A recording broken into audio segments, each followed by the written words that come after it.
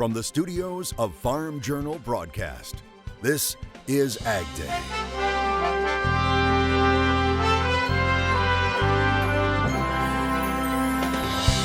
Coming up on AgDay, a farmer facing a health crisis after possibly getting just a mosquito bite. He can't really make any movements on command.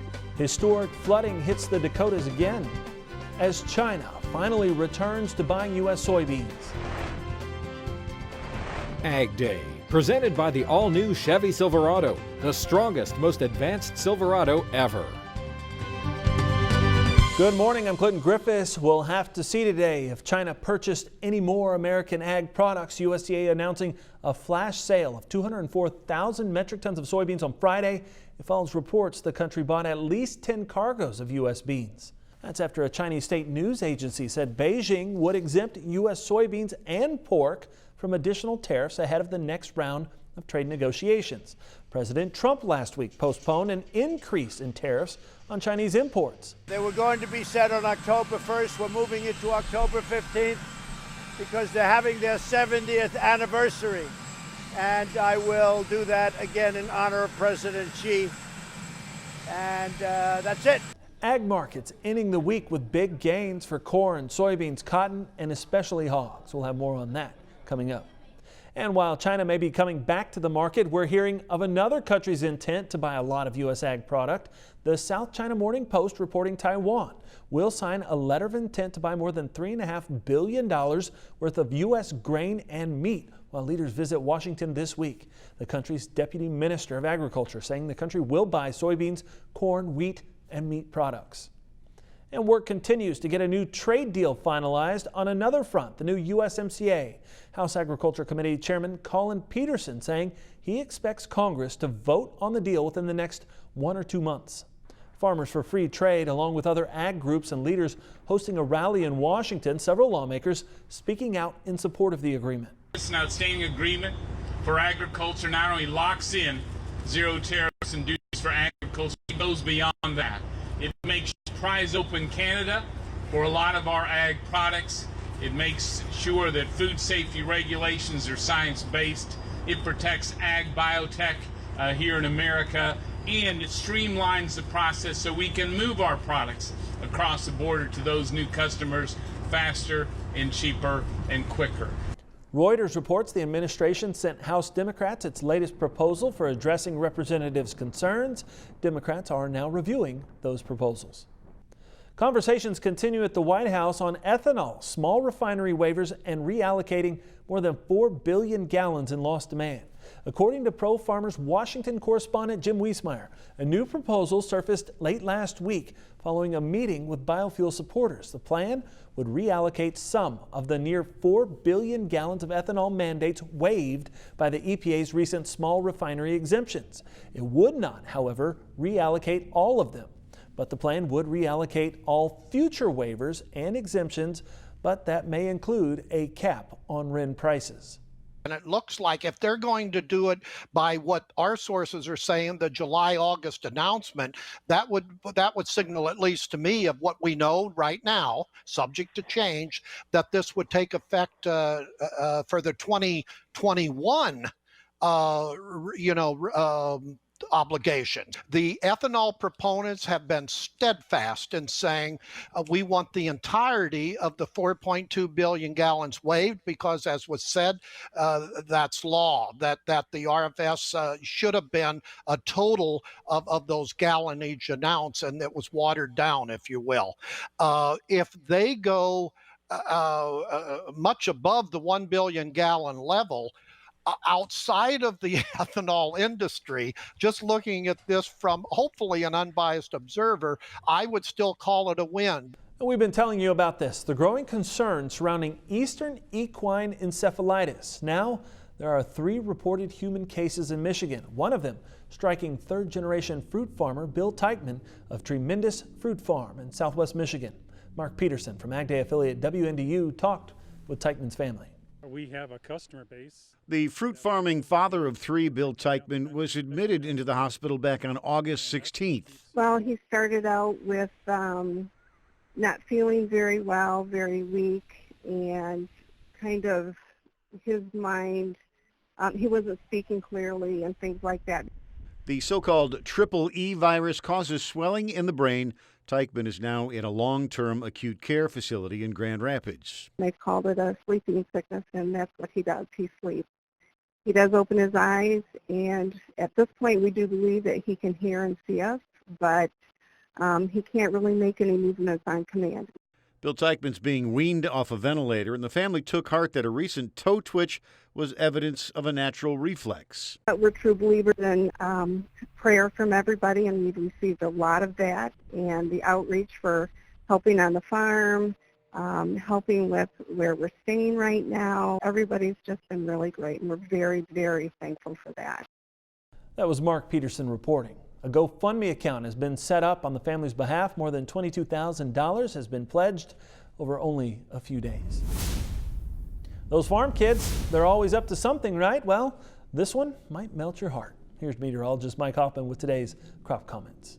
Thanks, Clinton. Well, Dustin of Grand Junction, Iowa says he was just checking on his cows but couldn't find his helper. He drove over to some bales and spotted his daughter doing this, writing out, "I love you, Dad," on them. Dustin asking, can't they stay this age forever? Well, taking a look at the rainfall estimate, we're going to take a closer look at this, but it was obviously mainly across the northern plains over the past week or so. We'll have details on that coming up and have more in your forecast in just a few minutes. The unemployment rate is still low, but there are warning signs of an economic slowdown. We have an economist perspective next. Plus, another round of rain brings more problems for South Dakota. An aerial view of what one farmer's facing coming up. Closed captioning is brought to you by BASF. Grow smart with BASF. We create chemistry.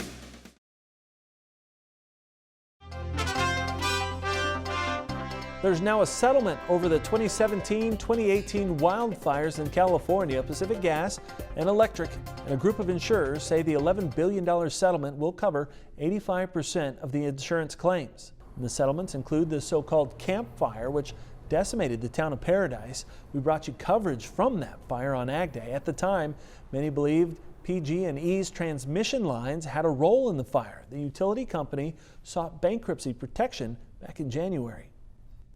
Many are wondering if the markets can keep the momentum going this week after last week's gains, especially for corn, soybeans, and pork. Here's more from the CME. Today in the grain market, soybeans were higher yet again. China is buying, and that's rallying the market. It's gotten up 30 cents since that report came in, and to the relief of everyone. The yield numbers still loom and may put a cap on a sustained up move, but right now the market looking very strong. There could be a little profit taken even coming up, everyone taking everything off the table. Each week it kind of works like that, but we're going to watch that closely. Still looking strong going in, especially at this time of year. Corn was firm, certainly did not have the moves of soybeans, but the futures are still digesting that USDA data right now. While exports have been pretty decent, the majority of the sales are really going to South America and Ukraine for most of the trade. So that makes it difficult for us if we have to start to move some of the corn out of the bins to make room for more yields. That's going to be very difficult unless we can get our demand on the uptick a little bit. Wheat, on the other hand, is rising. It's a technical, the technicals are really underpinning that market. All the data around wheat is really kind of bearish. So this rally seems to be a little bit more technical than anything else. We'll start again on Monday and watch to see if there can be any more follow-through buying. And that would confirm that we really are in an uptrend right now. Today in the livestock complex, the cattle was mixed. It really started a little bit better, not so much to write home about, but the sluggish trade definitely steadied the futures to keep it solidly off the bottom where it was earlier in the week. Now we're a far cry from where we were last Friday when we had the big push to the downside. But we have the end of the week stability a little bit, and I think that it tells us the bottom is solidly in right now. Feeders were firm today, and the spillover support from the lean hogs helped it a lot. I think that some of the consolidation looks good for stability in the prices. As the lean hogs start to continue to make their surge, it almost can't help but overflow onto the beef side somewhat. Now the hogs were limit up again today with the expanded limits, and it's all about China. The idea that the market is going to be that they're going to be coming in for some of our pork is just a happy day. It was also oversold, and we knew that this was coming. The challenge now is the difficulty to get the trade is because when the market gets locked limit, it's difficult to make trade there. Then that starts maybe a little bit of a panic of anyone that's caught short. Let's take a look at what happens on Monday. I think that this market has definitely gotten everyone's attention. About a week ago, the Bureau of Labor Statistics released its latest unemployment numbers. The rate held steady for a third straight month at 3.7%. Farm Journal's Tyne Morgan asked about the health of the economy and the outlook for 2019 in today's analysis from the road. Here now with Darren Hudson, an economist at Texas Tech University. You know, a lot of worries about the economy, different signs that economists are pointing to and saying, listen, we could see a slowdown. Are you fearful that we will see a slowdown in the U.S. economy right now? I think it's, it's probably a better than 50-50 shot. We're going to see some slowdown. All the signs aren't pointing in the same direction yet, and so there's still some hope that we can move out of that. I think the trade issue, both in ag and other commodities, isn't helping the current situation, but wage rates have been up, labor markets have been strong. All these things are pointing to very good conditions, but the leading indicators, interest rates, things like that, are sort of indicating a downturn. I'm not there yet. I mean, I'm still very optimistic that we're going to keep on this course. I think we're going to have slower growth, but it's still probably going to be positive, at least in the short run.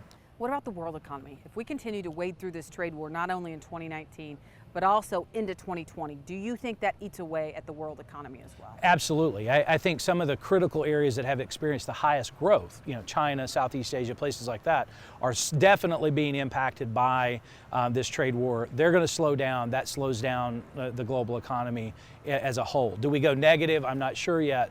But certainly those signs of weakness are there. A slowdown in the global economy, what does that mean for us in agriculture?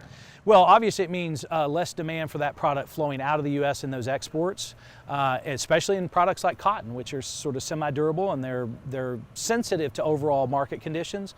And so I think over the long, if we do have a recession, it's really going to impact cotton first. And then we'll see it in food products, beef and other kinds of things that suffer as if that extends into another year. All right, Dr. Darren Hudson, we appreciate it. Thank you so much. We'll take a quick break and then we'll have more right here on AgDay.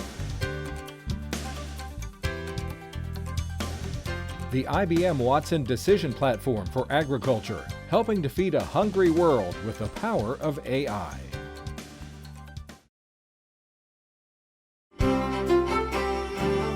Not good news in portions of South Dakota. Just look at all that water. Bryce Revenhorst sharing this video on Twitter of his farm in Salem. It's about 40 minutes from Sioux Falls. He says his farm saw 9+ inches of rain in just 24 hours last week. The Big Sioux River surpassing even March's record-breaking flood levels, leaving many homes, roads underwater in parts of eastern South Dakota. Mike, when we look at the rainfall over the past month, you can see where that rain fell in heavy amounts. It really was. It was huge amounts, just complex after complex of thunderstorms moving through that same area, and you can really see where the heaviest rain fell. Now, these are the estimated amounts from radar from a week ago Saturday through this past Friday, and you can see the heaviest, obviously, across the northern plains. There were a few pockets elsewhere that got some decent amounts, but these were way too much in some places, and the pink area is showing 8 inches plus, and sometimes when you get really heavy thunderstorms, the radar underestimates the amount of rain. So there may very well have been more in some of this area, far northern Nebraska, southern, especially southeastern South Dakota, like we pointed out. But that moved eastward as well and moved into parts of southern Minnesota, northern Iowa, southern Wisconsin, far northern Illinois, and then into Michigan, into northern Indiana. Not a lot fell, just some spotty amounts in those areas. So the root zone moisture continues to show some wet areas. Now this was from several days ago, so this will turn a lot bluer, even though it's already blue across parts of the northern plains, but it'll probably turn a little less blue in other places. You can see it is drier and drier, the central and southern Appalachians into many parts of the southeast, except where Dorian moved through. and dry obviously in Texas into the desert Southwest. It has improved in the Pacific Northwest, by the way, recently. Still some drought up there, but like I said, we've had some huge improvements there. The drought really hasn't changed much in most areas, but Texas and Oklahoma and the Southwest continues to get drier. There's the ridge in the middle of the country, a little trough trying to dig through it for the middle of the week. There's Thursday. That moves on by, the ridge builds back in, so really there's a fair amount of heat central southern plains into the southeast over the next several days, and a trough does start to come in out west as we head into the weekend. There's the temperatures for this week: above normal most of the eastern 2/3, below normal central mountains. Precipitation this week: below normal eastern lakes, northeast Texas. Above normal then in the central northern plains and the southeast as well as the northwest. 30-day outlook for temperatures near normal in the north central states, above normal elsewhere. Precipitation above normal up along the Canadian border into the southwest and also the eastern seaboard, otherwise below normal central Mississippi Valley. That's a look across the country. Now let's take a look at some local forecasts. Heading to Casper, Wyoming, first of all, breezy and warm with sunshine, high of 86. Little Rock, Arkansas, lots of sunshine and hot, high 94. And finally, Portland, Maine, we'll see a mixture of clouds and sunshine. It will be cooler with a high of 65. Still ahead, we head to the roadside sweet corn stand where help is young but very eager. Plus, Machinery Pete. Red tractors, your thing? Well, I tell you what, folks, then stay tuned because I've got a few sold on recent auctions that are going to make you smile.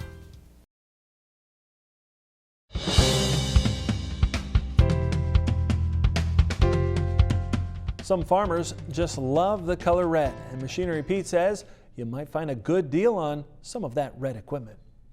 Well, I tell you what, folks, I have seen some beautiful older red tractors sold on recent auctions. Now, here's a picture of a 1995 Case IH 7220.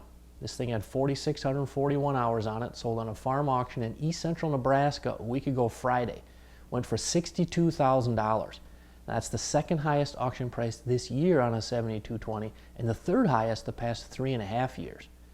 Now if we go back to August 31st and hop over to east central Iowa, this super sharp 1978 International 3588 2+2 with 5,170 hours on it, sold for $24,000. Now that is the highest auction price I've ever seen on a 3588. In fact, the previous high auction price was $21,500, but that was 8.5 years ago on a farm auction in southwest Minnesota, and that one only had 1,000 hours on it.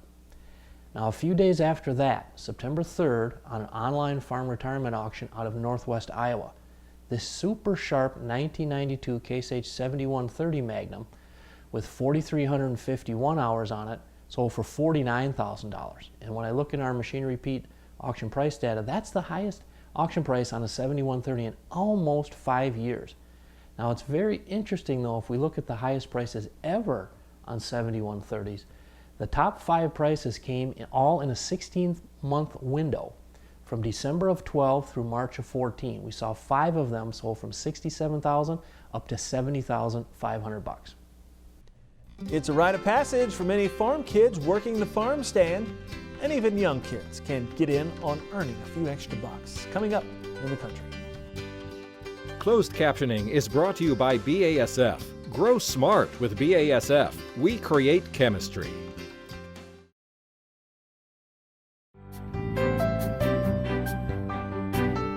Kids are back in school, but many worked over the summer on the farm, and as our friends at the Idaho Farm Bureau report, they had some fun and earned some extra cash at the same time. On 5 Mile Road south of Meridian, something special is happening.